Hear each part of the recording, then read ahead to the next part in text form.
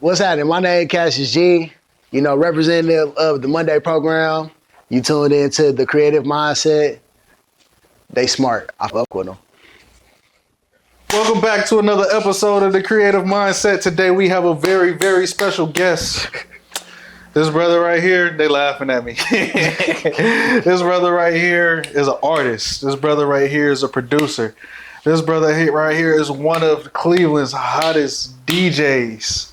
I'm a fan of the sets myself, to be all the way 100 with you, because that's how I find out about them, you dig? I done told you where I be finding people at. I ain't going to keep promoting them, you know what I'm saying? Because it's going to be sounding like a fanboy, but that's the family. Matter of fact, Contu. Shout out to Contu. Yeah, man, big Contu, you know what I'm saying? Yeah, you know what I'm saying? Big Contu, you feel me? You know what I'm saying? Creative Mindset family, welcome Cassius G. Appreciate you for joining us today, I feel bro. like that was like a wrestler intro. Hey, bro.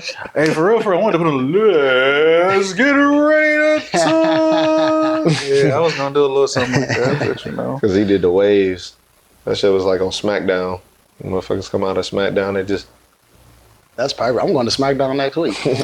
That's fire, man. I have not been to an event yet. I wanted to go to WrestleMania last year, but they was taxing. For sure. And I didn't want to sit that high up in the stands just to see that little bitty ass ring. Yeah, it was just more the experience seeing wrestling on a lake, bro. I should have paid for that shit. I feel you.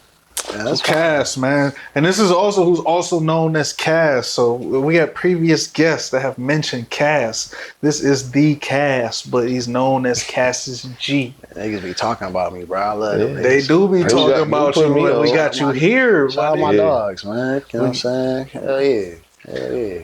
So one thing I want to know, just to set the tone, I don't know how many times you've been asked this question, but tell us, how did you get into producing?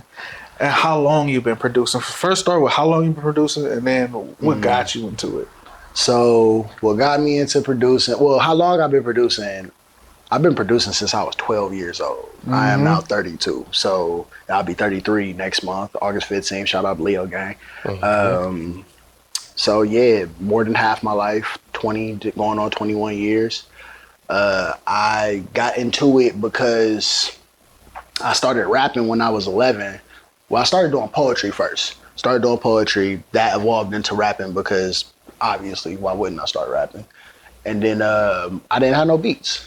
So I needed beats. And I was tired of rapping on like industry beats and stuff like that. So with that, I was just like, all right, well, let me try to get some software. And like I dabbled with it when I was like in Chicago with my sister. One of her friends' boyfriend had a studio. And he let me like mess around on the beats and like let me make my own beat, let me record my own song and like all that good stuff. So I was just like, ooh, I like fell in love with it immediately. So started with FL Studio. I was terrible at FL. So me being the oddball I'm like, let me try something else. Let me see what else like they got out here on the like the production side. So I started messing with Reason. I don't know if you ever heard of Reason, yeah. You know what I'm saying? That's that there. Yeah. So I was deep in it. Yeah. So making my beats on Reason with the little rack mounts on there and shit. Moved to LA in 2012, at the end of 2012, started working at Guitar Center. And at Guitar Center, one of the perks of working there is that you get most of your software for free. So I was getting Pro Tools for free. I was getting like all of the plugins and shit for free, like Omnisphere, stuff like that, which was dope. But then my boy put in my ear like, hey, you should really download this program called Studio One. Cause I know you like Reason, but I think Studio One will turn you up. So I downloaded Studio One, and ever since then I've been using Studio One for everything from making beats, recording, mixing and mastering. Like I literally do everything in Studio One. It's like changed my life for the better, definitely. You know what I'm saying? So yeah, man. Necessity though is really the answer of why I got into producing, but then I started to fall in love with it. You know what I'm saying? Sorry, somebody's calling me. I don't want to talk to them. That's all right. That's fire, necessity, because that sound like, okay, because at the age of 12, 13, that was around the era when people was jacking beats. Yeah. And that was like the thing, because I want to say that was like Squad Up, Wayne, that made the jacking for beats thing popular. Yeah. So you found a way where you say, hey, I need to make my own sound, make my own vibe. So what was your direction? I got my own little journey with that. That's why I knew what Reason was. But I ain't started messing with Reason until like 06. So talk Talk us through what was your first beat like? Because when I first started, right. When I first got hip to it, Dipset ran the world. Oh, so like Heatmakers was, yeah. So it was all about sampling. Yeah, I didn't learn how to sample till way later, bro, because I just couldn't figure it out. And like eventually, I did. I had to download a separate program to like chop my samples because I didn't know how to do it in Reason. And this was before like you had every single YouTube tutorial, you know what I'm saying? Absolutely. So like now you can just Google YouTube it and you can find out what's going on, you know what I'm saying? Back then you kind of had to figure that shit out on your own, and people was kind of like gatekeeping a little bit on like just the swag on how to do shit. So I can cuss, right? Yeah. All right, I'm just making sure because I be trying to be polite. But yeah, like I had to figure it out, but I downloaded this program called Audacity. I don't know if you remember Audacity. Yeah. Download Audacity to start chopping my samples and shit. And this is before like you could stretch your samples to do whatever you wanted it to do and like fit whatever box. So you had to be real intricate on like where your samples stopped and started and like get everything right. So even still sampling was like kind of tough on Reason, but I still made it work. But my first beats, awful. Like they was worse than the early Soulja Boy beats, you know what I'm saying? Whoa. Like it was just like, it was a lot of boom, boom, clap. So that sounds like that 80s wave. Yeah. Because we all did that. Yeah, definitely rapping about being in the park type vibes, you know what I'm saying? It's funny you shouted out FL because that was my first experience with the software. And I was using it completely wrong until I got to high school. There was a guy I worked with when I used to work at Cigars who basically was like, man, nah, bro, you doing this wrong. This how you supposed to do it. And I learned how to use, I forget what it was called, but where you create, it's not called a storyboard, but that little panel. I ain't seen no FL in a long time. I know what you're talking about. Yeah. I couldn't tell you because I ain't used FL in probably over 15 years, but like I know exactly what you're talking 20. About. Yeah, you feel me? Like I don't miss it. But a lot of it was like boom clap, or it sounded like EDM-ish, you know what I mean? So what was the point where you found out like, hey, I'm really good at this? How long did it take you to get to that point? A couple years. Cause after I downloaded Reason and like it unlocked like my sound for real, and I really started discovering new like kits and like all the different stuff. I had LimeWire, so I was torrenting a lot of illegal sounds. We all did. Yeah, you feel me? And I had to get it how I live. I was in high school, brother, so I sold mix CDs and bus passes back then. I couldn't afford a fucking plug-in, like, so I'm just trying to get it how I live.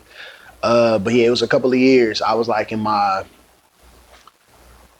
10th grade of high school, and I played some beats for like some upperclassmen, and they didn't believe that I made the beats. They thought I stole them, and that's when I was like, I'm nice, cause he made beats too. And you know, like shout out, bro. I ain't gonna say your name cause I ain't trying to put you on blast and nothing like that. But shout out, bro, because you put a battery in my back. And like, you really made me feel like, oh, you think that I stole them because I make beats better than you. So, you know, it is what it is. Shout out to that. But like, I'm like, all right, now I got to just go harder. Now, the one thing I wasn't good at was mixing beats. I just cranked everything up, like turned everything up. If I don't hear it enough, it needs to go up. If it can't go up anymore, you know. Everything was clipping. Everything. We had, bruh, and Reason had like the default mastering suite, so like everything was just meshing together very weirdly, but like I made it work for what it was. Absolutely. And going back, obviously they sound terrible now, but like the sound sounded good. It just was mixed bad. And at that point, what the fuck are stems? Not sending nobody. Like, you about to rap on this 2-track. Fuck, like, what are you talking about? Bro, we are on a USB mic right now. You started making beats before you started rapping? No, I started after. So okay. I started making beats because I needed beats to rap on. But then I really started liking beats more than rapping. So I kind of stopped rapping for a while and just focused on beats. You ever just rap on your own beat? Yeah, I got a whole unreleased album of me rapping on like just all my production. Yeah. I just, after a while, like my love for rap, like while I still love hip hop, I love rap, I love all that, I didn't like it as much as producing and like putting records together. Like I wanted to fulfill that role, you know what I'm saying? So The way that I found out about you was through Nuke when he came on. Mm-hmm. So I'm not really entrenched in the music scene as both of y'all. I just got my CDs from the store, man. I was going to go play basketball, bro. That's all I cared about. I didn't care about nothing else. I used to draw and shit, but I ain't never get into music like that. So when Nuke told me about you, he had told me about y'all collabing and y'all putting together beats and whatnot, which brings me to like you having a collaborative spirit. Because I've heard your name since then float around in different avenues and working with different people. Right. Just talk about how it's important to, you know, find, because you make beats, you have to collab with artists. Yeah. Even like we was just talking offline about that situation. Like, Right. You still had a collaborative spirit to keep the communication going. Right. Well, to be fair and to be honest, bro, like, I think that I didn't find my collaborative spirit until I got here. And like, keep in mind, when I moved to LA with the intent on working with somebody who I had been working with for like years at that time through like email and stuff like that. It was my boy Nick Pratt, who really like, he was the first person to make me believe like I belonged in this arena. You know what I'm saying? Because he always just told me like, bro, you dope. And like, I became his producer. But like, it was never on some like we sitting down, I'm making beats in the room with him. And you know, it was really just me being in my room by myself, making beats, and we lived together. You know what I'm saying? Like, I'd be making beats by myself, and then whatever I thought was dope for him, I would send him, where like I have him come in and like listen to some beats. Sometimes he'd sit in the room and like, you know, while I'm making some beats and stuff like that, but I hadn't gotten into it where I'm like, yo, let me build this beat from scratch for you. We about to make a song from scratch and like just go from there. It was more just like, I made the beat, everybody got verses, let's do it like that. You know what I'm saying? So when I got back to Cleveland, I started collabing with different artists. Like, so the first dude I really started collabing with, I don't know if y'all familiar with Low Life Lane. That's my brother. He's one of the first people where I'm just like sitting down and I'm just making beats. And he just like hard, and I just hear him like just start freestyling some raps, you know what I'm saying? And I'm like, oh yeah, like that's hard. Like, let's go ahead and cut that. Cause I ended up buying a mic, and like now I'm starting to record people. I got into audio engineering. So now I'm really like trying to hone my craft, and I want to be the complete like Swiss Army knife for this music. You know what I'm saying? But doing that really helped unlock like my collaborative spirit. Cause going from that, I moved to Atlanta for a spell, then came back. That's when I met my boy Corey Grand. Like officially, we start working on shit, and like from that point on, I was just like, bruh, this collab shit is like super dope. I'm meeting so many different dope people. That's how I ended up getting introduced to Nuke. That's how I ended up getting introduced to Trav. Like, and from there, it's like, I started feeling like, yo, I just started feeling alive again, man. Because it's like, yo, making beats by yourself and making music by yourself, it's cool. Don't get me wrong. And like, I still can do it. But like, I really enjoy being able to craft something completely from scratch and just go from there. You know what I'm saying? Like, to me, that's like the definition of like true creation. You know what I'm saying? Just being able to sit down, I start something, you got an idea, now I can build off of your idea, and we just create this thing from scratch. Yeah, bro. Like, Go ahead, bro. I was about to say, since we're on the topic of collaborative spirit, talk to us right now about since Most Likely Succeed just dropped, and you and Corey did that together. Yeah. Y'all did that. And that's like a large element to making a project whole, the production. You know what I mean? An artist always gets the skill, and then people kind of skip over, but the beats is hard. But like, just to get all that positive reinforcement, knowing that you were a major component, because even though the artist is still the artist, but the beat is like the heartbeat. You know what I mean? To a song, and to a project. So talk to us about that, man. How you feeling after that? And, you know, listening to the feedback. It's very, very, very fulfilling, bro. And the reason, and it's fulfilling just because, like, bro, like, I recorded all these songs. I mixed and mastered this project. Obviously, I produced on 5 or 6 of the tracks.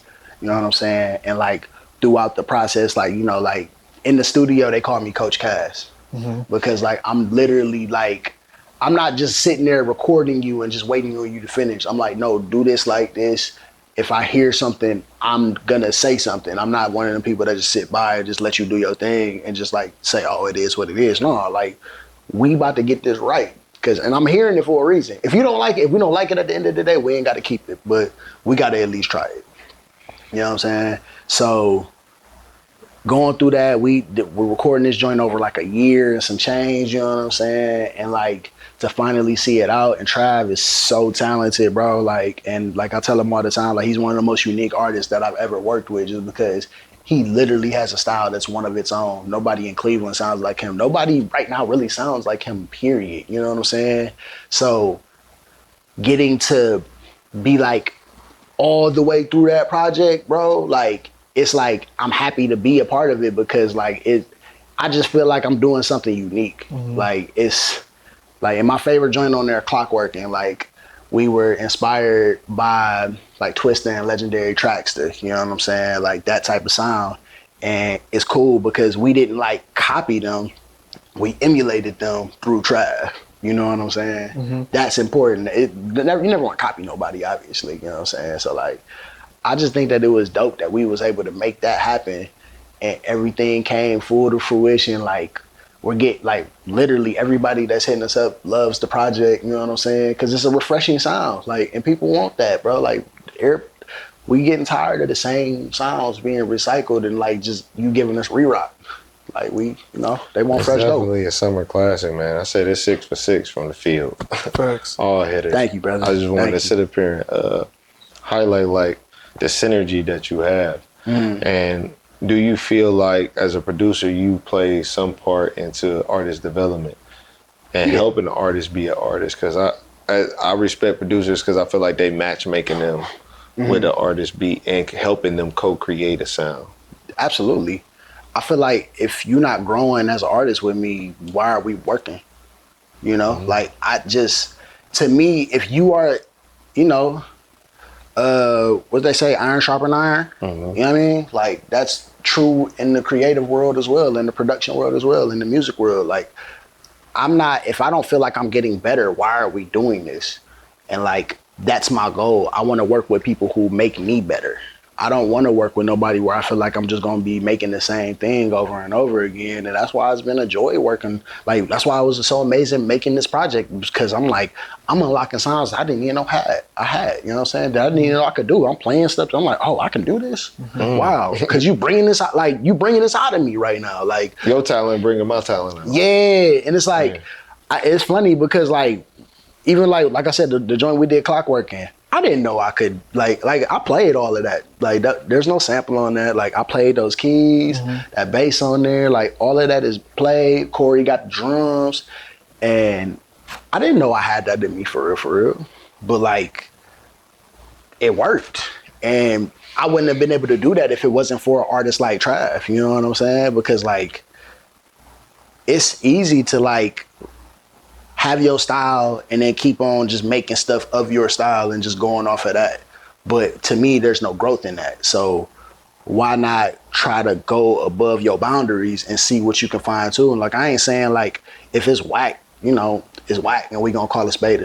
But like, if you really can make something that's crazy out of it, then like that's beautiful, man. So nah, yeah, I think that one of them things, like on the creative side, if we not getting better, there's no point in us doing this. Like, but that's also the biggest thing. I just want to jab this in. That's the biggest thing between a beat maker and a producer. Exactly. A beat maker making beats, but a producer is literally producing, adding elements beyond just the beat to where, hey, I think you should say that like this. We should add this and tailor this more so to the beat. Right. You're actually making the song with the artist. And there's not just spit your verses and go after we make this beat, to where sometimes what you said in the song now makes me want to change parts of the beat. And that makes a whole lot of sense. And that is what I do often. Like when they spit in certain parts, I'm like, ooh, this sounds crazy. I'm about to do this. Like, and then, in the reaction that you get, like, that's crazy, you know what I'm saying? Like, bro, it's like those genuine reactions be making this worth it, you know what I'm saying? Because it's like, you don't know what I'm about to do, but y'all know I'm about to do something, because that's what I always do. I felt like a bar wasn't wasted on the project. Nah. Like everything's intentional. Meshed so well on this project, man. I was completely satisfied. I was like, maybe it is more with less. Because I started to question, like, damn, they could have really just kept going and made an album. For real. Just off of this vibe. Yeah. Yeah, we could have. And we got joints for days, but you know, we was like EP, and we found the 6 joints was like, you know, like Trav like whittled it down to like what he really wanted, and I think that he did a great job picking the joints, and then from there it was just up. It was up to me to like kind of execute his vision the way that he saw it. You know what I'm saying? Absolutely. So here at the Creative Mindset, we like to talk about mental health. You know, that's our thing. You know, a couple of artists that we've had previously could attest to it, where sometimes it takes a certain vibe, it takes a certain color of the walls, the room to get in your mode to actually do what you do well. Talk to us about some of those days where you're in a foreign environment and you can't produce a beat. Well, honestly, it's been kind of like that lately because like I've been smoking pretty much my entire adult life, right? Since I was 16 years old, I've been a smoker. You know what I'm saying? I haven't smoked in a month and a half for the first time, like on purpose.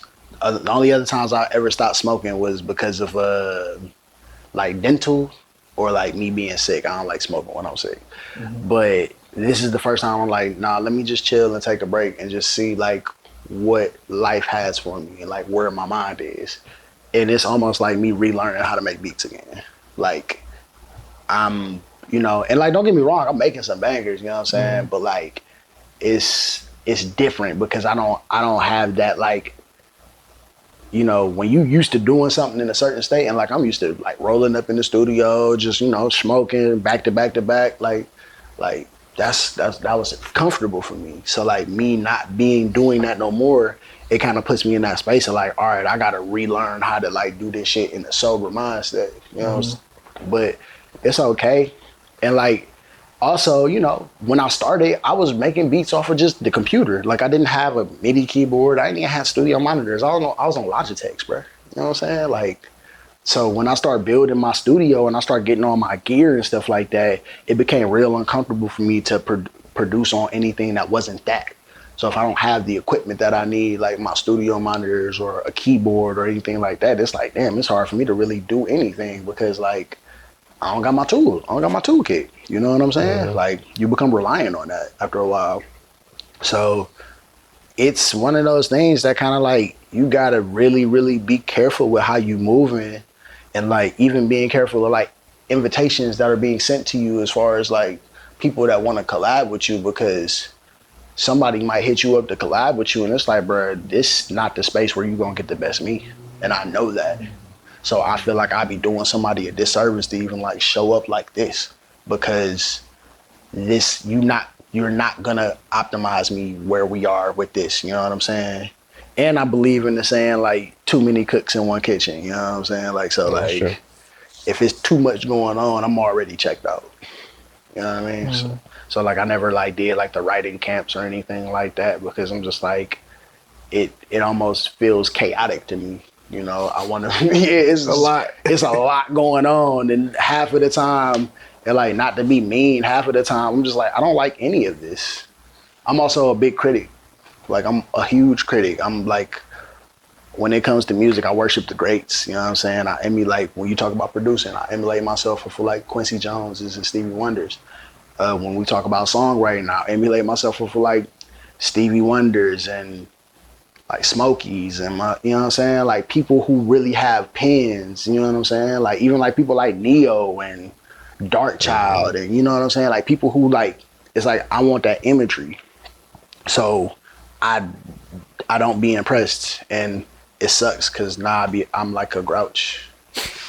It ain't necessarily a grouch issue. Your mode is your mode, and what's comfortable for you is what's comfortable for you, and that's why I mentioned kind of like the vibe, the color of the walls, because in my bouts of creating beats, it took the rooms to be a certain hue, and it'd be like, no, I can't do this in here. I ain't feeling it in here. I ain't comfortable. This motherfucker over here, he too loud. He keep reading out loud. Like read that shit to yourself, man. Like you fucking up my count in my head. And my count, it ain't even that serious. It's just a simple fact that I can hear you that it's throwing me off now. You know what I mean? So, like, what are some of the things that you're like, exploring right now to try and hit that reset button to get you to where you need to be? Because it's a process, and there is no time limit on that process on what's gonna get you back to square one. But what are some of the things that you're trying to get you back there? Working through discomfort. Okay. I think that me being used to having the shit that I have is like cool and all, but I need to be able to be uncomfortable in order to, like, like, it's rare that you really make your biggest growth spurts through comfort. You often do that through discomfort, you know what I'm saying? So like for me, it's like I have to get back used to that. So like I just rented out, like I just started a studio space, and there are a lot of like obstacles that come with it, you know what I'm saying? It be hot as fuck in there. I be steaming in that bitch, like, because I can't, like, we got an AC, but if the AC is blowing, I can't record because it's too loud and my fucking mic picks up everything. Can I throw something at you real quick and just tell me how you take this? I'm just listening to you and processing what you're saying. Yeah. You remember when you was like, you had moved to LA, you moved to Atlanta, and then you came back to the crib and you felt a different energy, you felt more alive, you felt all these different things. If it looked like your mode is just being in an uncomfortable position. Yeah. It really is, because you sitting up here taking out, I call it your introspection key. Weed is like an introspection key to me. Like I immediately can become self-absorbed, see what I want to do when I'm looking at, you know, I write. Right. I can see what I want to, you know, what I want to do. Things become more vivid. You just got to find it a different way. Yeah. You just got to have to find it a different way. And it's not even really the weed, it's really the routine. Yeah. I like that. That's real. That's real. Routines make me comfortable. And they make me feel like I can do what I can do. You know what I'm saying? And I'm somebody, it's funny because I be feeling like lately, like I've been developing OCD because I be wanting things to just be a certain way so that I can operate the way that I need it to be. You know what I'm saying? I am doing my best to like kind of reset my brain. And not saying that a routine is a bad thing, but I also like want to be ready for any unpredictability. You know what I mean? Because in life in general, unpredictability is a given. So why wouldn't I prepare for that? Why would I put myself in a state where if it's only routine, that's the only way it'll work for me? Nah, that ain't gonna work, because if I want to get to the next level, which I know I can, I got the talent to get to that next level, I gotta be ready for some shit to come at me that I wasn't expecting.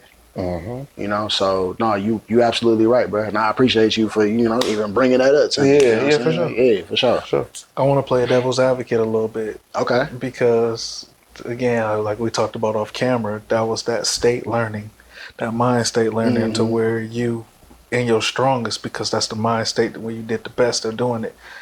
Does it ever worry you, like how, and I know you've heard this before, because we all talk about it, like when Kid Cudi got sober, the music didn't hit the same. Does it ever worry you that might be a bridge that you might have to cross? No. And I think the reason why it doesn't worry me is because I didn't get my musicality off of weed. I think my musicality got comfortable in me smoking. You know what I'm saying? So like, I'm used to it because I did it every day, but I was always good at this. So like, I'm not gonna stop being good at this just because of that.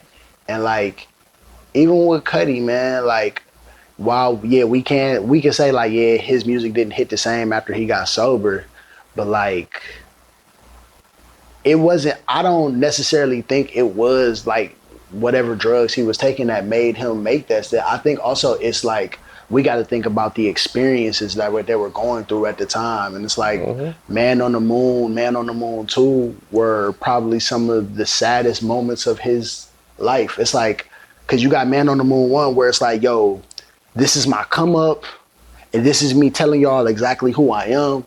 I'm giving you my vulnerabilities. And Man on the Moon 2 felt like, I've came up, I'm this star now, and I'm still fucking sad, and I don't really see where this goes from here.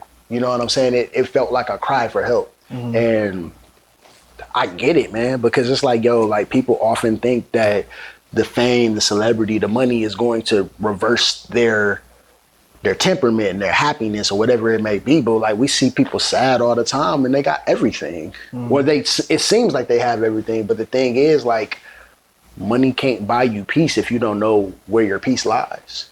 So, you know, like, even like when we talking about like people's like early discographies and like how it's like, yo, these people are living completely different lives than what they used to, so it's going to be impossible for them to get back to that state unless they like go broke or something and they just decide like, yo, I'm about to, I don't know. I always tell people the reason why we don't understand celebrity and fame, because these people are becoming more successful and wealthy than they were poor. Them years have overlapped, so they are going through different life experiences.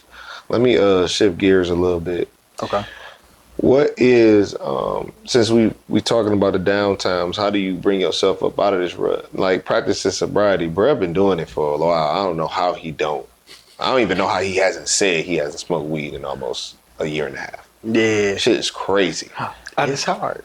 Before you answer that, I do want to give you some hope, bruh. I took a break. I used to take breaks. I used to take at least 6-7 months every year before I went cold turkey to where I'm at right now. And I just want to let you know that there is light. It take a little while to get there and develop it, but I wrote some of the best shit that's unreleased in my life. That's unreleased when I was sober. And then I felt so fake because I'm still talking about me smoking weed when I'm not. Yeah. Because that's the mindset that I'm in, because that's where I've been the most comfortable when writing it. And that's been the lifestyle for so long. But as far as like poetically, the way that the bars fit together, everything has been perfect. I wrote some of the best shit not smoking. Right. And you know what? Like, so while I will say this, I'm not going to say that like I'm done smoking forever, right? I think this was more so of me like finding out like, all right, I haven't been sober on purpose ever in my adult life. I need to do this to see that I can do this. You know what I'm saying? And even when I do come back to it, I'm not gonna smoke like I used to. Like I used to smoke blunts. I used to roll blunts back to back. You know what I'm saying? Like that was me. You know what I'm saying? Like it's therapeutic rolling a blunt to me. Not swishers, by the way. Not swishers. We can't leave them bitches. Them bitches taste. Yeah, we're not gonna go there. But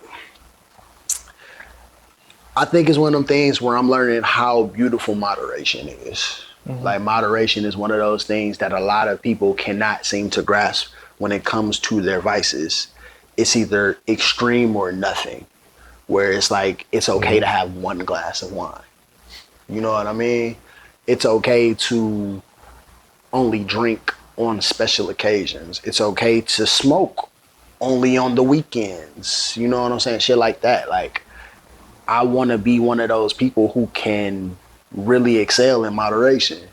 And that goes with everything, man. Like, I don't need to be extreme in anything. Like, I don't need to be extreme in eating ice cream. That's why I was fat before. You know what I'm saying? Like, I've lost close to 60. I'm probably at like 65 pounds that I've lost, you know, since I started my weight loss journey. Health is wealth. Thank you.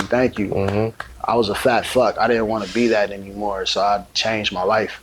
But nah, man, like just joking. But like, there were just certain things I realized that I was very unhappy with myself and the way that I carried myself. Yeah. So it takes that hard decision. It's a really hard decision, and I'm sure that y'all can attest to it, where it's just like, yo, I need to make change, so I have to make some very uncomfortable decisions that probably aren't the most comfortable for me right now. I'm gonna fucking hate it at first. Like waking up at 6 o'clock to go on a 2 mile to 4 mile walk every single day, even on the weekends, bruh. I'm trying to sleep in. Like, I'm trying to sleep in. Why am I up at 5:58? And now my internal clock is like, nigga, wake up. Like, even if I'm like, yo, I'm gonna sleep in today, I'm waking up at 6 o'clock because I'm used to it now. So like, it's weird, man, but like I love it because like it's changing me for the better, and I realize like I'm starting to get more disciplined from it.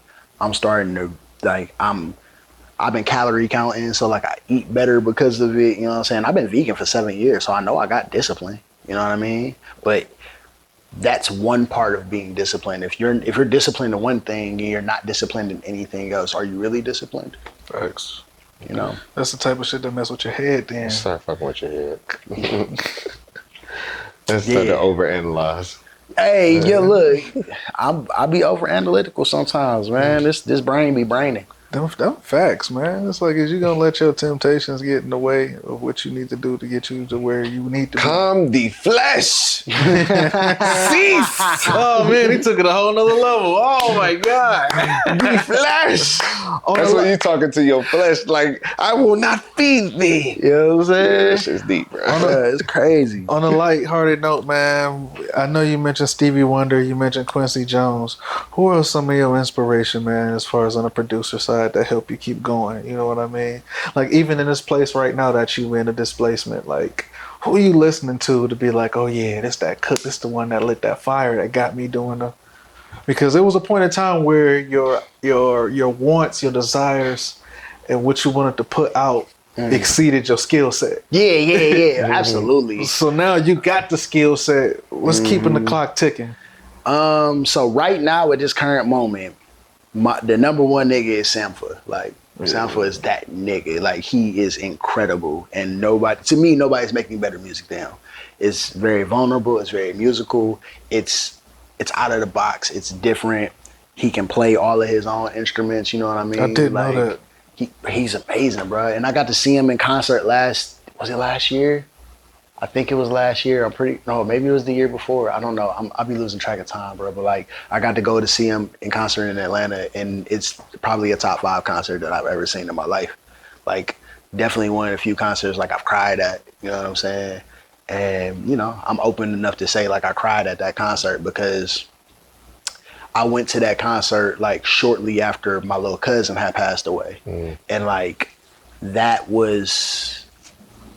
it just kind of like hearing some of the music up there just really kind of reminded me of her. And I, you know, to this day, like, you know, I think that a lot of the stuff I do to make her proud, because I know that she was like doing so many things that were unconventional to fulfill her own purpose. And like, every day I'm just trying to do things that I think that would make her proud, you know what I'm saying? Because, you know, like that shit is important. But all right, but getting off track. RIP little cousin, love you, Sarah Kai. You know what I'm saying? But Sampha is one of those people for me. I mean, obviously Stevie, you know, like I think about early Kanye, you know what I'm saying? Like I think about, you know, Dilla. So at first, my favorite hip hop producer was Just Blaze. He could do no wrong to me at one point, you know, and like he's still up there for me for sure. But like, as he I ran the world until they started pushing Kanye. Yeah, and like even then, it was just like him and Kanye were just two different lanes to me, you know. So like, Blaze was one of them ones. Obviously, Dilla, Nujabes. Speaking of y'all, you know who Nujabes is, right? You know who Nujabes is? So he is known as like pretty much the godfather of lo-fi. So, you know, like lo-fi, you get them like lo-fi videos on YouTube. Yeah, absolutely. Yeah, so like he's one of those people that kind of like grandfathered that sound. Really? Yeah, he's from Japan. Yeah, you gotta send me some shit then, because the lo-fi vibe is dope. It's crazy. Like, y'all watch anime at all? Yeah. Samurai Champloo? Not hip. Not hip? So Samurai Champloo is it's probably my favorite anime ever. But he produced like the theme song for that. And, you know, just a little bit of lore. And another crazy thing is, he and Jay Dilla had the same exact birthday to the year. How old is this dude? Well, he's dead now. Still, how old is he? How old is Jay Dilla? They would probably be in like their 50s today, because they were born in like I think they were born like early 70s. So like, yeah, but like they were way ahead of their time, you know what I'm saying? Because my earliest experience, I would say, to lo-fi would be like watching Adult Swim, and Flying Lotus was taking that bitch over. Yeah, and like Flying Lotus, like he was definitely inspired by like early Nujabes, you know what I'm saying? That's fire. So like, it just goes to show like the reach that he had, even being like so niche, like being this producer from Japan. Yes, they got some shit, bro. They're crazy out there. I can't think of the artist's name, but my brother sent me some shit from Japan, and like I'm like, damn, I've heard this before.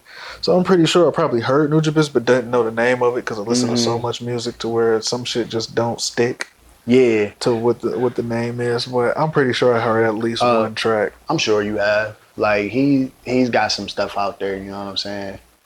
But yeah, man, like production is one of them things, like it's a beautiful thing just because you find inspiration from so many different people. And it's like I could, like, going off the top of my head, like I feel I'm kind of mad at myself because I'm literally blanking on so many names that I want to say, you know, like oh, top 5 Manny Fresh, like to me, like he don't get mentioned enough. He like got a whole sound. Hey man, when you from the neighborhood, man, you got to. Ladies and gentlemen, chickens, ducks, You know snakes, rats, dogs.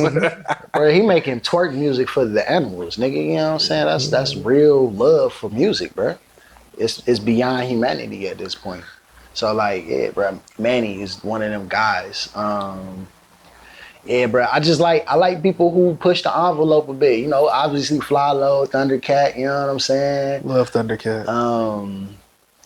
The internet had me in a chokehold when that first came out. They about to drop again. Oh, I'm ready. They in the studio cooking right now. Yeah, I'm going to that tour because I missed the last one that they did. Man, that shit gonna be a vibe. Whoa, I'm in that motherfucker. The internet is amazing, bro. They're incredible, brother. That's probably the rawest thing that ever came from Odd Future besides Tyler. Yeah, easy.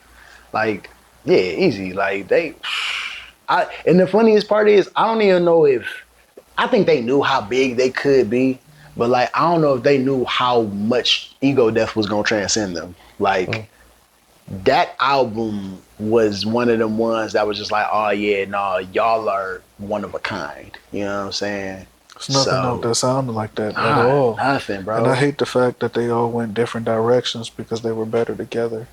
Oh, I think so too. I think Stevie is probably the only one that really made like a bigger name for himself, even though Sid was the vocals. Sid's dope. I just think that like with Sid, like I wanted her. I think that I don't even know if she chose who produced for her. Like, you know what I'm saying? That's label shit. I can't speak on that. Facts. But like I would have liked to see her work with different types of producers. Like Pharrell.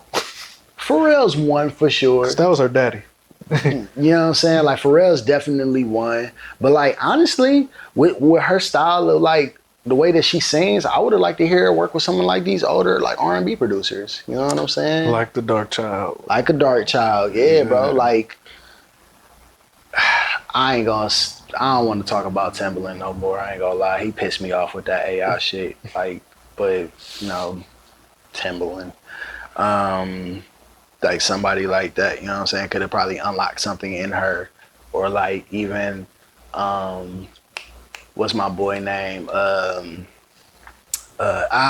He did the verses too. And I'm blanking on his name, man. I'm gonna look it up later and be so mad. Not Swiss. He said he did the verses. Don't get me started on Swiss. This will turn into a hate session very quickly. Yeah, I'm gonna stop myself at that. I hate with you. Like Swiss Beats' hardest beat that he ever produced was the shit Big Business with like Ronald Isley, Cassidy, Busta Rhymes. Hey, but bro, everything was them what's and that siren. I am really trying my hardest not to This Yo. interview is about positivity, and I'm not gonna spoil it by talking about Swiss Beats. All right, we done. No hate, bro. Like, I don't hate this, anybody, but I strongly dislike your music. All medicine don't work on all patients. You feel me? So everybody got a different. When I look at everybody y'all talking about, I'm like, man, these all different vibrations. and it serves different purposes for different people, man. Hey, my friends gonna laugh because they know it's funny, like whenever we get to joking about anything, they be like, yeah, Kaz gonna end up doing a collab tape with Swiss Beats one day, and it's just gonna be like they know how to push my buttons, so say that. You know, hey, I'm happy that you got all of the success that you have. It's very well deserved. You worked very hard for it. It's just not my cup of tea. Well, saying that you go by Cass, because you Cassius G, but you go by Cass, and Cassidy was one of Swiss Beats artists. Oh, you just brought it back. Ooh, yeah, brought that bitch back. Man. I would like for you to put one of your sets. My name. It's me, bitches. I'm changing my name. I am no longer Cass. I want to hear that in the set though. It's me, bitches. I'm definitely not playing that fucking song. It's like it's songs that I think like if you listen to these like actively in like your gym workouts or anything like that, like somebody gotta look at you like clinically. You know what I'm saying? So like It's Me Bitches is one of them. Gucci Time is another one. Cause how you produce the worst Gucci Man song of all time? You know he changed the formula. His formula is the way rap is now. 8, 12, 8. Over. Oh, Gucci? No, it's me. Swiss. When he started rapping, when he made that album, 8, 12, 8, everything was 8, 12, 8. I didn't listen to that album. So I did. I don't know. You listen to it? That's crazy. You are a fan for real. Like you're not a Swiss fan, but like a music fan. Yeah. Bro. You gotta know what you hating on. Don't. That's why I still listen to rap today. I gotta know what I'm disliking. So when the nigga talk about like this shit hard, I can tell you why it's trash. Hey, don't get me wrong, man. Like I will listen to some shit against my better judgment. Like I'm gonna give it a chance. I was never gonna listen to that Swiss Beats album. That's crazy. I was not gonna do it. Cause like, and you wanna know what? It's funny cause I always say like, I'm like, we know how talented Beyonce is because she took them doodle ass Swiss Beats and made the craziest slappers off of them. What? B-Day. Like she's incredible talent. Nobody can deny Beyonce's talent. Bruh, that's what made me fuck with Swiss Beats even more. How you produce B-Day like that? Because what it is, man, the silver lining behind it all is that it's about the relationship and how you can, the personability within the moment in the studio. Yeah. Because these beats are being made or they're being in and they're actually producing the song. I ain't sending you a song, you cutting it with your producer. I'm doing it right here, right now. So you feeling my energy. Yeah, tight. So that's why, that's probably why that was going on. I fuck with Zay. Oh, Zay told me go there. Zay get on that motherfucking keyboard. That's a church boy right there. He was going to church on motherfuckers. Also, I want to say this. Yeah, he did. He didn't produce classics. I want to say this. Swiss Beats, I know you have more money than me and are more successful than me. So if you see this interview, you can't hold that against me because I already know. I'm very comfortable where I'm at. God bless. You know, niggas like to be like, nigga, I'm way richer than you, nigga. That's facts. On a lighthearted note, let's bring it back to you real quick because we hated on Swiss Beats probably like 2 to 5 minutes. I told you it can get wicked, bro. You went there because you wanted to go there. Nah, he said the name and I got triggered. Man, quit piping him up real quick though. Yeah, okay. What keeps you motivated? Because you in the Justice League. This is what I told Trav. This is the Justice League right now. The Monday program is the Justice League. So what keeps you motivated? So it's a couple of things that keep me motivated. Number one is hope. I'm very hopeful for the success of all of us. And I know that we can obtain success easier together than apart. So that's one thing. The second thing is, I would say just like the product. Obviously, it's like when you have such a dope product at your hands, it's kind of hard not to be excited about it. You know what I'm saying? And like the Monday program album's about to come out very, very soon. We just shot a video, the second video, because we had back in the days earlier, and now we got the second video for the Monday anthem with me, Walker OG, and Nuke. Yeah. Crazy. And like that, and that joint, like it's inspired by like early, like it's kind of inspired by like early Rockefeller State Property type vibes. You know what I'm saying? Like a lot of inspiration on the whole. You know what I'm saying? That's another thing is like we not afraid to be inspired. You know what I'm saying? We not afraid to take those risks and emulate those who we thought were like the dopest because we can do it and be ourselves. We don't have to be them. We can be ourselves while we do it. You know what I'm saying? Leave it up to the production to do like most of the emulation where like we can be ourselves, still have that sound that makes you very like feel very nostalgic and make it feel like a breath of fresh air. You know what I'm saying? So like, I think those all together is kind of what makes me like, yeah, this is what it is. Mm-hmm. And like keeping in the beam, man, we got a lot of like, we are not afraid to champion each other. We are not afraid to go there and make sure we know how special one another is. And that's important for any collective that's working together. Cause like, I don't like Monday program, not really a group, you know what I'm saying? It's just more of like a collection of people who really fuck with each other. We make music. Yeah, it's literally. Like the Dungeon family. Huh? Like the Dungeon family. Yeah, you feel me? Like we not signed to each other. Like, we not like, it ain't like one of them Wu-Tang things where like, oh, we a group, but we signed to all different. Like, no, we just people who periodically come together, make music. We fuck with each other heavily. Like, we hang out outside of music and like make dope shit in the process. And like, it works. It works really well. And like, you know, it's why because I joined up like real late. You know what I'm saying? Like, the Monday program been around since 2019. You know, Corey been doing his thing with that, you know, shout out my brother. But yeah, Corey been doing his thing with that. And when I got back from Atlanta, going through hell in Atlanta for a year, I was kind of looking for like my place again, you know what I'm saying? And like I reached out like, yo, I'm back in the city. Like, I know like it's been a long time, but like me and him have been talking about like just linking up and making some beats. So finally he was like, yeah, bro, I'd love to have you. Inviting me to the crib. And that first session, like the first beat we made was we struck gold. And we made another beat after that. And once again, we struck gold, recorded. And we was just like, nah, this is something. So I came back later that week, we made some more stuff. And then it just turned into, I started being a constant character every Monday. And eventually it was just like, bro, you a part of this now. You know what I'm saying? I'm just like, shit, I'm TMP, you know what I'm saying? I gladly rep that. I'm happy to be like, you know what I'm saying? When it comes to it, I feel like I can be Corey's like right hand man on whatever he need. Like, I'm just like, yo, when it comes to the music, I got your back with everything. So like, yeah, bro. Like, having a supporting cast, man, that's the beauty, Eric. That's how the engine keeps rolling, bro. You know what I'm saying? Like, just being easy. I just said, well, one of our last guests, it's like, if you want to go fast, go alone. If you want to go far, take the team. Yeah. Build a team. Yes, sir. And that's what y'all have. And there's so many different components to the Monday program. Shout out to y'all.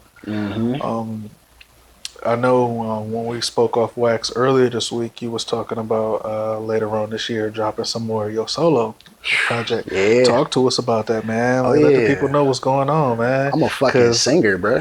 Because you said it to me, and then after listening to Bliss and Bedlam, you don't pop your shit enough, bro. Yeah, I'm a humble guy. It's like, a difference between being humble and then there's a difference between just not letting niggas know what you do. Oh yeah. So I think one of those things is like, I really just kind of embraced how dope I am. And not saying like I didn't know I was dope before, like, but I think like now I'm more comfortable talking my shit because I got so many people that'll talk my shit for me. You know what I'm saying? And I think that's what it was before. I think before I was kind of lacking that supporting cast that could help me pop my shit. It's weird talking your shit when you the only nigga saying it. Like, just like, it's like a nigga going like to the gym, like, nigga, you hoop, right? A nigga going to the gym like, yeah, nigga, I'll ball on all y'all niggas, but yeah, he's always the last nigga to get picked. That's kind of like, yeah. It's subjective, depending on depending on what you can add to the when team. niggas do that shit to me.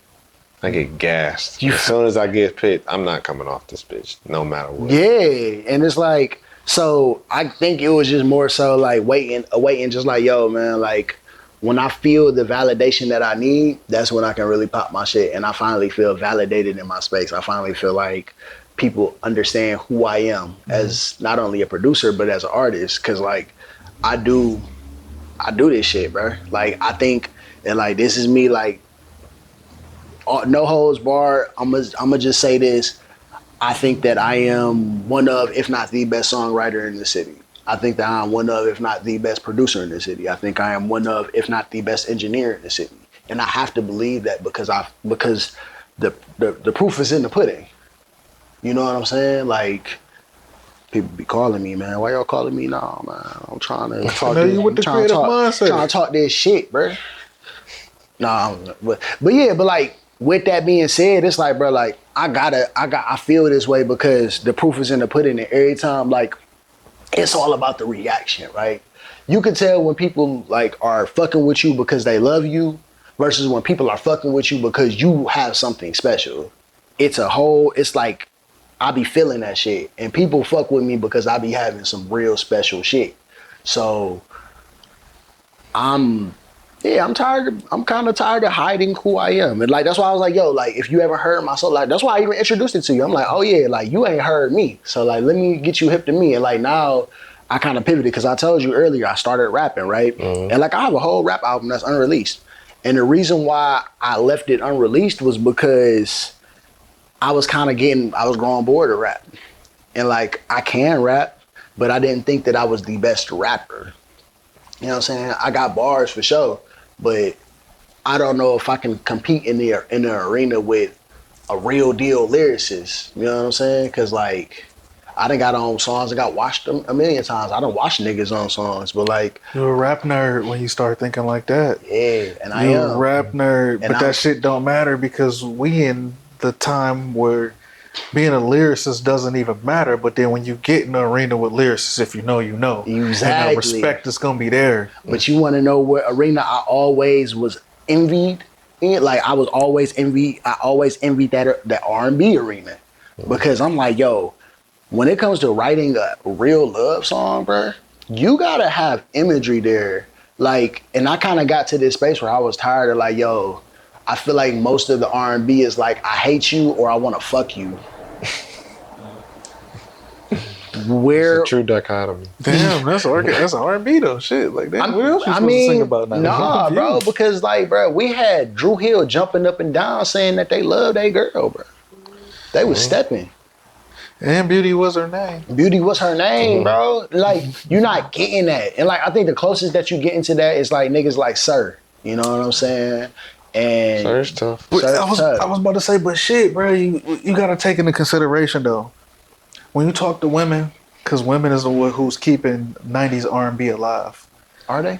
Hell yeah. Because to me, it's like... you either gonna get SWV, who was the middle of both. Ooh, so hold up. You get Jodeci. You just hit a note right there.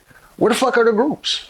Nobody's a group anymore because we don't need groups. We have Pro Tools. Ego It's like, is why there's nigga, no more group. It's like, bro, like, and also another thing to counter that, ain't nobody from the church coming to sing secular music anymore.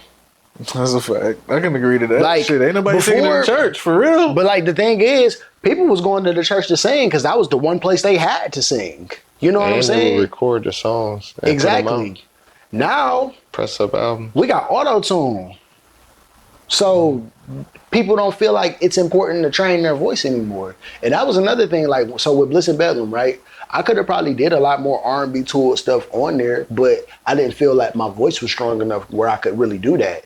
And me, I've been practicing for years and years and years to try to get my voice to the point where, like, yeah, I still use auto-tune, but you could tell that I've been studying.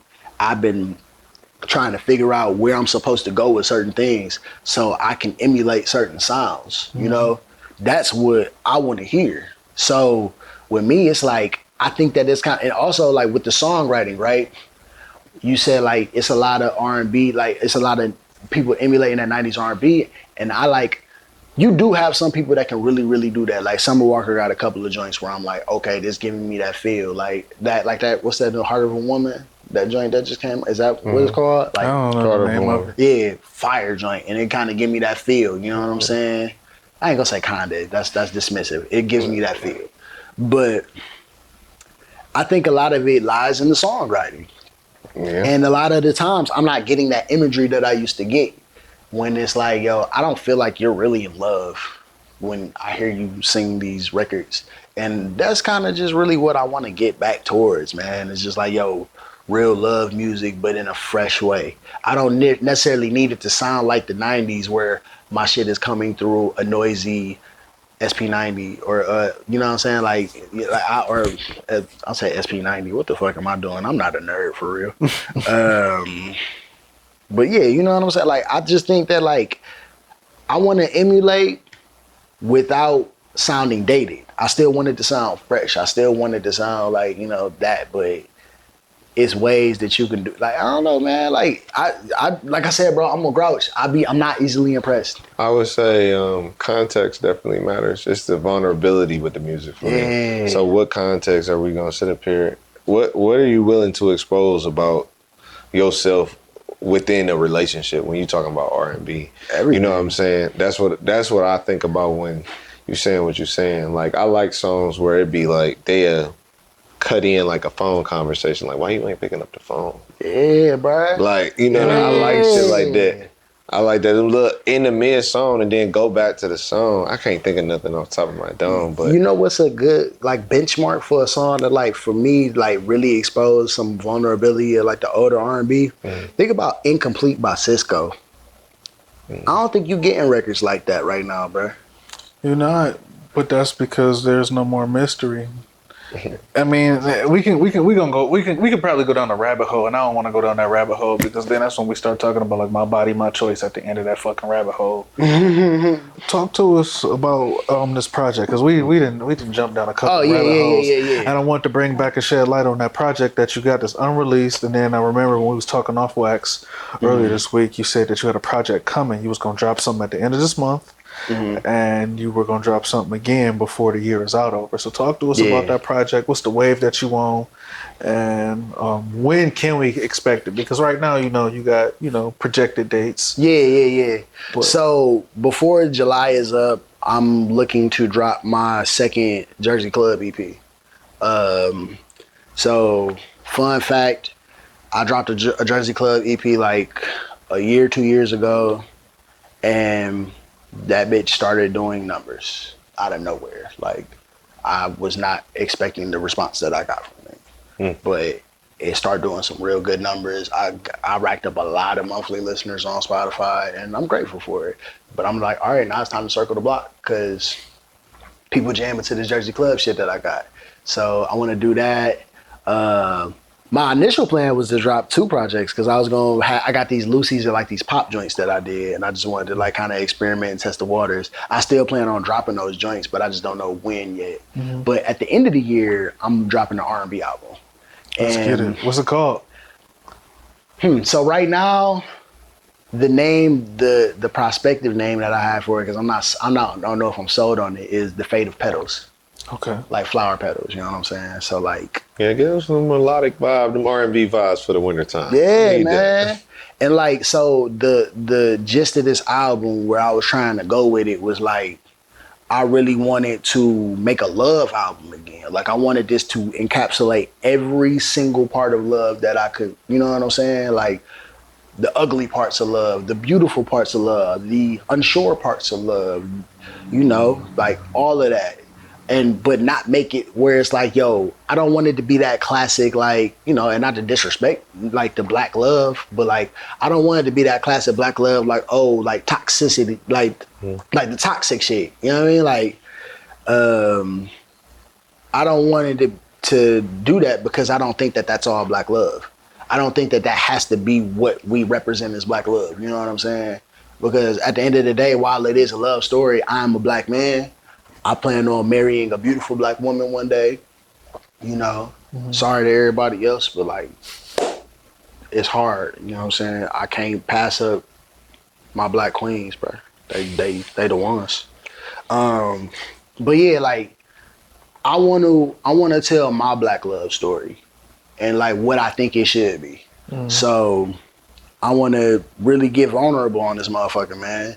Like, I want people to listen to it and be like, think about how they approach their situations. You know what I'm saying? Because a lot of this shit, and like, I think the main message that I want to get across in this album is where communication is like literally the key to most people's problems. And most people just cannot communicate with each other, or they don't want to learn to communicate with each other. So kind of want to highlight that and just like show just how important it is to like just to be clear in your communication and like state what you really mean as opposed to like alluding to it. You know what I mean? Like, we're like, absolutely. Come down on the use of language for sure. We just talked about this last episode. Yeah, bro. It's important, bro. Communication is it's the bridge to everything, to peace, to verbal and nonverbal. Yeah, you know what I mean? Like, nonverbal speak even higher than verbal. Boy, bro, that's why on Con 2, I can't be on stage no more because I'm gonna make faces. You feel me? I can't make faces at the DJ. Yes, you can, because it adds to the element, man. Like, We talked about this off wax, but one of my favorite DJs is K Tronada, man. And like one of my favorite sets is the Boiler Room set. I'm sorry they took that off Apple Music. I'm so sorry. To where you see how he engaged, the people that surround him is engaged. And he took some of those classic songs and just took them to a whole nother level. And he in there just vibing, bro. It's almost like he in there by himself. Yeah. And then just to see him do that again for not this past year, coming into 25, but going into 24 when he did the set playlist for New Year's. Yeah. Crazy, bro. Yeah.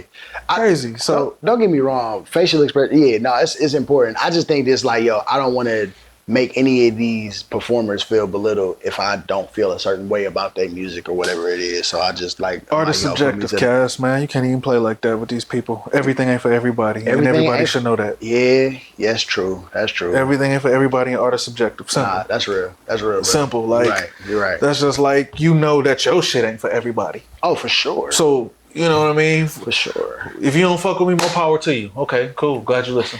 Tell somebody. Tell a friend. Yeah, for real. Like, because it's not for everybody. And I had people like, it's okay. Like, and it's like, I poured my fucking heart into some of this shit. So it was like, damn, like, while it hurts, I understand that it can't be for everybody because, it's funny because, like, literally last night we were having this conversation, me, Trav, Corey, my boy Mark, and it's like where Trav brought forth, like, a really, really, really good a perspective, like once you release music out to the world, it's no longer yours. It's everybody's. He was right. And like, as much as I wanted to argue against him and be like, it's still mine, nigga. Like, it's, like I'm terrible at arguments, by the way. Please never argue with me. I'm not good at debates. And I'm not good at them. But all that being said, that was a beautiful point that he brought. And he's right, because like, once you put that out to the world, it's everybody else's. And they're gonna make what they make of it. And even like what they think, like what you thought you were kind of trying to convey, somebody might get something totally different out of it. And it's like, nigga, that's not what I was trying to say at all. But I'm glad that you got that out of that, because shit. Facts. You know what I'm saying? So tell us, what are you most grateful for?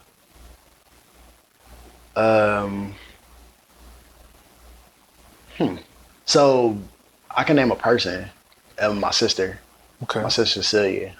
She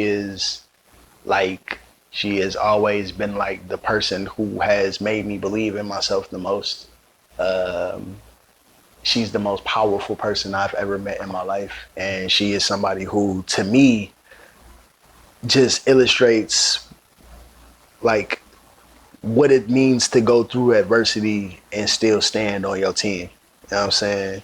Also, I think that we kind of went just kind of going off.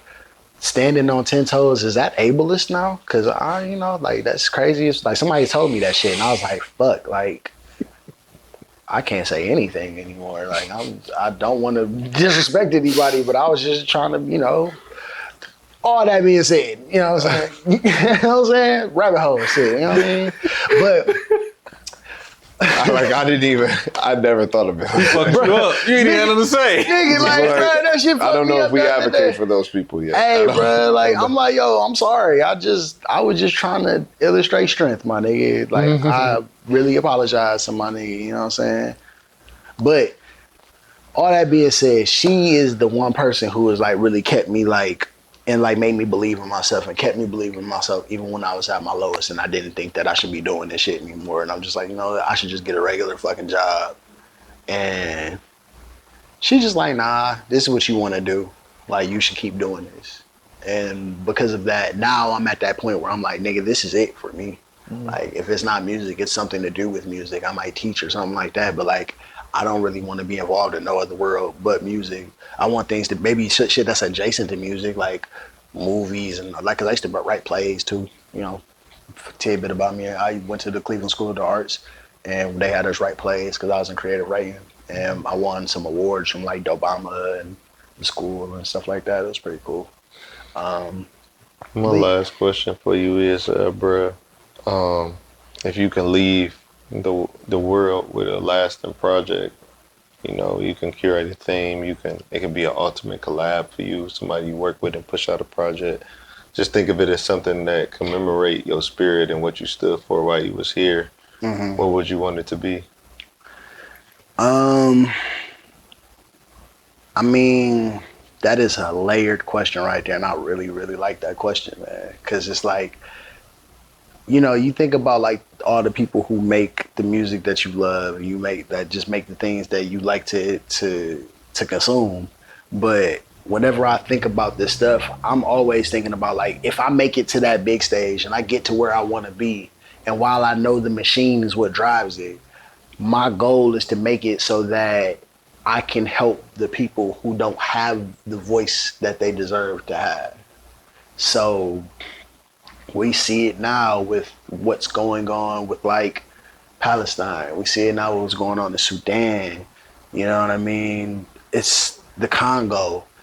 It's a lot of people that are suffering in this world and their voice is being minimized because that is what is supposed to, that's what they want to happen. They don't, it's like, so me, it's like, bro, I just want to give hope to the hopeless. That's, you know, no matter who you are, no matter what you know what I'm saying? I want everybody to love each other. I want everybody to understand that there's no room in this world for evil, like true evil. You know what I'm saying? Because like, you know, people can do like whack shit all the time. You know what I'm saying? But like, I think that like oppression is true evil. You know what I'm saying? So I want to do shit. I want to get to a place where I can fight that oppression. And I don't know who I collab with. I don't know what that project is. It's probably gonna be with, and that's hard to say because it's like you don't really. That's like we kind of at a point where like we can't really rely on artists' opinions on shit like that. You know what I mean? And so, all right. So let me separate the question. Right? If I want to work with anybody, it's definitely Sampha as far as like a full body of art and like something that I think is going to make a lasting impression of who I am as an artist. It's Sampha, shit, obviously like Kendrick, people who are able to really illustrate how they feel, right? But as far as everything else, like I think like the project that I want to make is one that elevates the hopeless. And I don't know what that is because it's something that I haven't even began like fathom to be able to like think that I could create because right now I'm on such a lowly stage. But like once my imprint is a little bit bigger, that's when I can start to dream, right? It's hard to dream when you are only sleeping so many hours a day. Shit, I lose a lot of sleep right now. So it's like, nigga, I can't really. I got a suggestion when we get off camera, bro. For sure. I mean, look. I got one on camera, magnesium, nigga. Take that shit. Oh, Not it ain't even sleep, that I can't. not for the sleep. It ain't even that I can't sleep. It's just that I be working. I be working, man. Like if I'm in the studio, I'll be in the studio until the wee hours of the morning. Zombies. And then I'm still waking up at 6 o'clock in the morning because I gotta go on my walk. Get that wreck. You know what I mean? Absolutely. So, but no, man, like, yeah, that was a good question, man. I don't think I answered it right, but you good. You answered it right, but I also feel like you were speaking from a prophetic tense. You know? Yeah, bro. Like we talk about now, nigga. Now, yeah. All right, so yeah, now, like, nigga, I want to work with Sampha. I want to work with Kendrick. I want to work with motherfuckers who just make me feel good musically. What's my nigga name? You know who I'd love to work with? Like, nigga like Dwele. You know what I'm saying? Like, damn, really? Dwele is fire, nigga. His vocals is nice. I never heard a solo project of him though. I only know Dwele just from Slum Village. That's it. Oh no, he's nice, bro. He's nice, bro. Go listen to some of his earlier projects. I would have thought you would have said somebody like fucking what's my nigga name? Bilal. You know what I mean? I fuck with Bilal, but I was more of a Dwele fan for sure. Like, yeah, bro. And it's like I said, I got a lot of fog right now just because like I'm not one of them niggas that just prepare for an interview. I ain't rehearsing in the mirror and shit to like, oh, when they ask me this question, I gotta be ready. Like I know, cause I knew y'all was gonna ask me like, yo, who like inspires you? Like who do you want to work with? And I did not give any of that shit thought today because I had to work and go to the studio. Man, we don't want you to prepare. Like, thank you. This shit is candid. Like, this is a conversation. It's not. I don't even like to call this shit interviews. This is a conversation. We asking you questions. See, and you had free will. And you had free will to ask us questions too. But shit, it was just so much to talk about in this window that we got right here. You know what I mean? Well, I do got a question. Like, who are y'all fucking with musically right now? Like, because I haven't asked y'all a question. That's crazy. You want to go first? I think you might be shorter because I might be long-winded. You can go, bro. It's totally fine because I don't even have nobody that's. I don't either. Right, I don't either, and I would have had to think about it. But I listen to a lot of old shit. Yeah. I also listen to a lot of EDM. Like on autopilot, I go back to A-Rap music when he dropped the beat tapes. And Electronic Dream. That's like some of my favorite shit. He was hitting the fuck out of that. He was. Boy. But then I also get in bags where like I'm listening to Deadmau5. I'm listening to crazy. What the fuck is bro name? He made 4 a.m. with Deadmau5. What the fuck is his name? Cascade. Cascade, crazy. Yeah, I listen to a lot of Cascade. You fuck with Flume?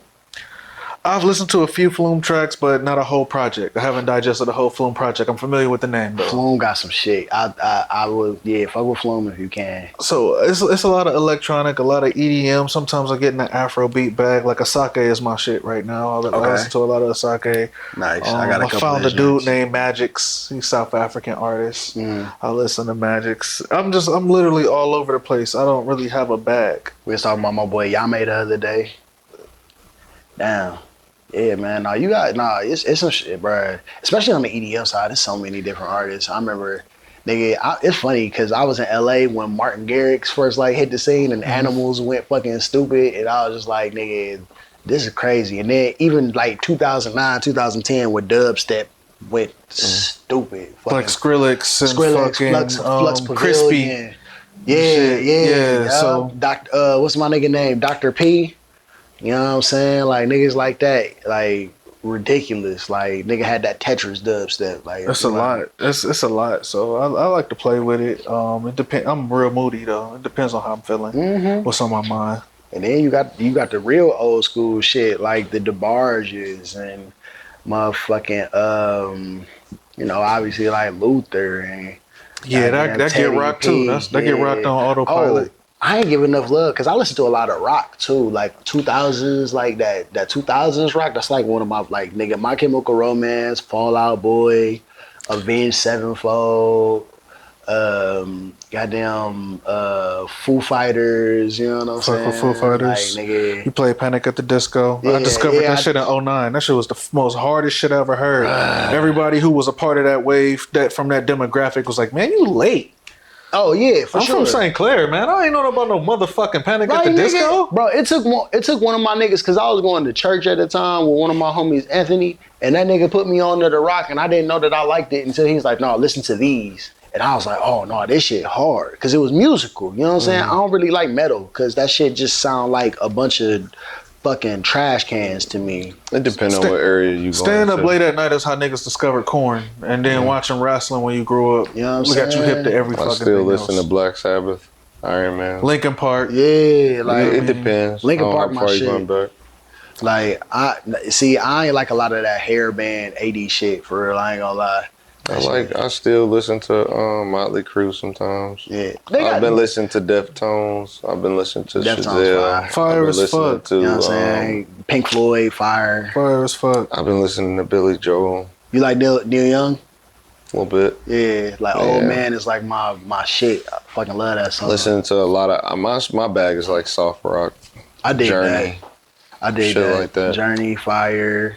Like that just put me in a different it just made me look at life a little bit differently. You listen to Men I Trust? It's a new band. I think you will fuck with Men I Trust. They do a soft rock kind of thing, and it's like because that era is dead. Yeah, for sure. It's completely dead, and it's an open lane. It's a real open lane. Like Fleetwood Mac. I love Fleetwood Mac, obviously. Like I went back and listened to All the Right Reasons with Nickelback. That was their best album to me, but I don't. They get a lot of undeserved hate, man. I'm not sure why. And people, I always go back and listen to Creed. all the fucking time. Yeah, they go on all levels for real. Whether you're on autopilot. They got songs for any mood you got. They got a song for it. So. Well, and then what's my niggas that Hinder with Lips of an Angel, you know, shit like that. Like, I ain't hit.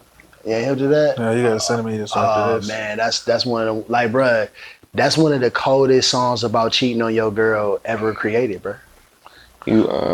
We gotta wrap up on Wax real quick. So before we get up out of here, let the Creative Mindset family know where they can find you and how they can follow you. So you can find me in these streets, but on social, you can find me IG Cassius G 216. That's CASSIUSG 216.